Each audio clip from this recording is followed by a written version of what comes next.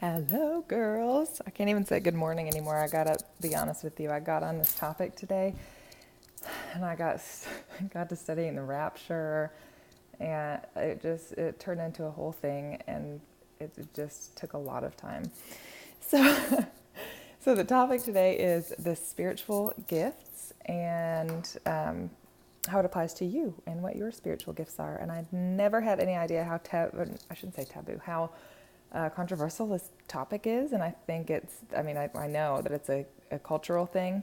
But I grew up, on the mission field, and I met God and have only ever really known the real God of love and unconditional giving and serving and in action, like love in action. And so, like at most third world countries that I've been to, and most places in the world, like you see the spirit world and you see the gift of prophecy, you see people speaking in tongues, you see dream visions. Like if there's heavy, voodoo and dark magic, you're also going to see the light magic, and which is actually, anyways, I knew I was going to do this. I get off on tangents of different verbs and things. So this is going to be brief, and I've told some of you we'll do a workshop next weekend if you're interested, to really warm up the muscle of using these gifts and understanding what they are, because no matter who you are, where you came from, God is talking to you at all times in different ways. And a lot of times we don't know, because we don't think of the experiences as a spiritual experience. We think of it as like a flu or a cold, or it shows up and manifests in different ways. And so I'm here to connect those worlds with you and connect what God is saying, what a psychic would call it, how to decipher dark spirits or light spirits, or how to protect yourself in that. And yeah, just look at Jesus and his ministry in his lifetime. And just how, like I always say, like he's like my wizard love machine. Like he came to this earth and he just did constantly like the most radical spiritual stuff ever, and didn't care. And just like was casting demons out of people and doing magic and performing miracles, and literally doing healings where like someone's not able to walk, they're paralyzed and now they can walk, and they were blind and now they can see. And a lot of us divide what Jesus was doing in us and just kind of chalk it up to, well, we're human and he was God. And so I'm going to kind of like break that down into what allowed him to be one with God, and dimensionally, vibrationally, what that was all like. And also, part of faith is just leaving the openness to the mystery of some of it, because that's the beauty of faith in the first place. And also being all in, just accepting and appreciating miracles for what they are.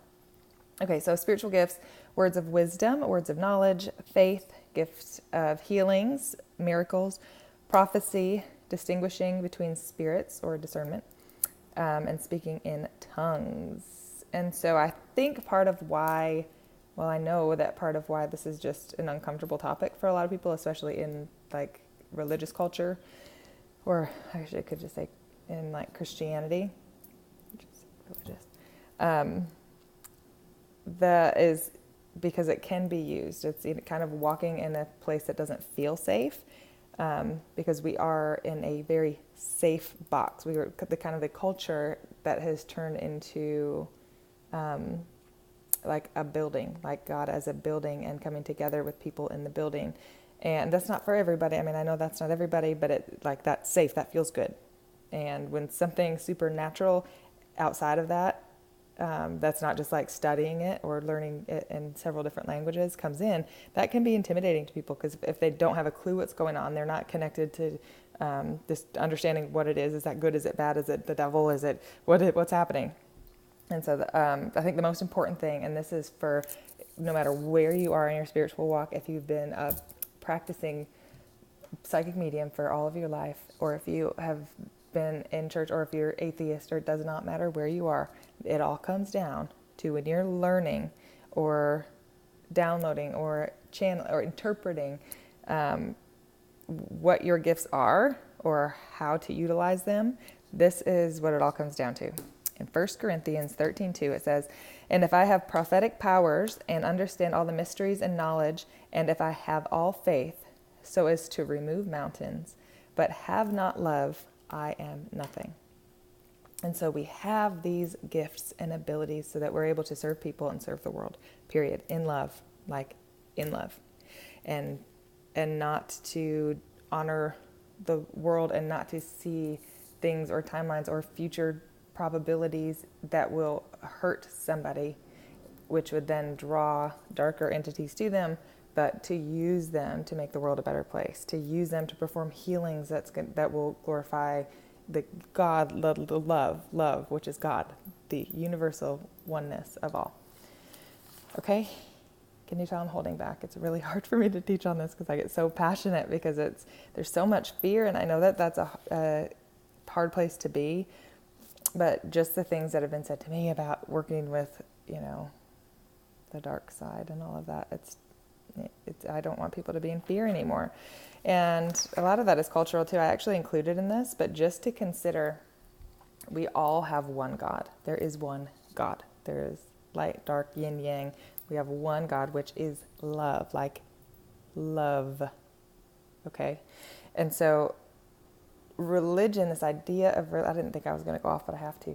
The idea of religion and like being divided by that is very taught. That's very human. And believing that somebody's wrong because they are speaking in their home language to our universal oneness God. And if it truly is God that they're speaking to and praying to and loving, what is wrong with that? Just because it doesn't make you feel good. And our lack of understanding often is the only thing that's causing division. And the more we can understand, the more people we are capable of loving, which is so important, you guys, so important to understand more people and love more people so that we can love the world better and raise it vibrationally. And then I always bring it back to like, how would other cultures and how do other cultures fear or look at our cultural practices in this country or in this community even? And what do they see as that? Like, if you're looking at like a deeply spiritual community or culture where they're spending all day or all week in a meditation or a fast or doing something that God commanded that we do in order to maintain that oneness with Him. And then they come here and they see the size of the food portion and like the size of your house and the size of this. And I'm not saying this is everybody or even the majority, but just looking at how we're all just different because of how we're raised. And so again, it just comes back to being a learner, not a teacher, and accepting and loving people. So Jesus came to earth to teach us and show us how to live on the earth and how to experience life on earth with heaven being on earth, like having that same heavenly spirituality occurring on earth with the miracles and the love and bringing the healing and bringing all of that to earth and showing us how to do it. And I struggled with even sharing my own gifts with people for a long time. And then I had to come back around and realize, like, what if Jesus had been like, nope, God, sorry, not today. People are not comfortable with the healings today. Nope. They think I'm with the devil. Like, no, like you have a God-given gift that is yours to use, but you can't use it if you're afraid of it. And if you don't learn what it is that you have. So, okay, I've got 1 minute. I'm going to go over some of just what Jesus did while he was here on earth. And then I will do another video to go over the gifts. Okay, so a few of the things he did. He was raising people from the dead, restoring sight to the blind, casting out demons, healing the sick and oppressed, walking on water, healing paralyzed man. He gave sight to the blind, cast demons out of a herd of pigs. That one always gets me because I'm like, man, can you just imagine? Sometimes when we're doing ministry in Jamaica and there's goats, and I'm like, can you just imagine if, like, what a wizard, washa, like, cast that demon out of that? Like, what? It's just crazy. It's crazy what we've turned our faith into. Okay, so I love you, and I'll get the next video now.